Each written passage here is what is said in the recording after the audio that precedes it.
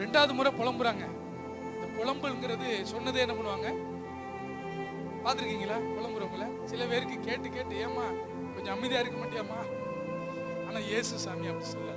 அதான் சொல்றாரு, இயேசு அவளை பார்த்து, ஸ்திரீயே ஏன் அழுகிறாய், யாரை தேடுகிறாய் என்றார்.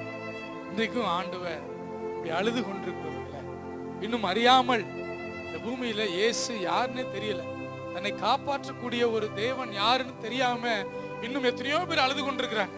நம்ம போய் பார்த்தோமா வீடு வீடா? நமக்கு தெரியாதே. இன்றைக்கு அவங்களுக்குள்ள கஷ்டம் என்ன, அவங்களுக்குள்ள பாடு என்ன, அவங்களுக்குள்ள குறைவு என்ன நமக்கு தெரியாதே. இன்னைக்கு மருத்துவமனைகள்ல எத்தனையோ பேர் என்ன பண்ணிருக்கலாம்? அழுது கொண்டிருக்கலாம். தன் கணவனுக்காக, பிள்ளைகளுக்காக, தனக்காக அழுது கொண்டிருக்கலாம். நமக்கு தெரியுமா? எத்தனையோ பேர் அழுகிறவர்கள் இன்றைக்கு இருக்கிறார்கள். ஆண்டவர் அப்படிப்பட்டவர்களை தான் பார்த்து கேட்கிறார், ஏன்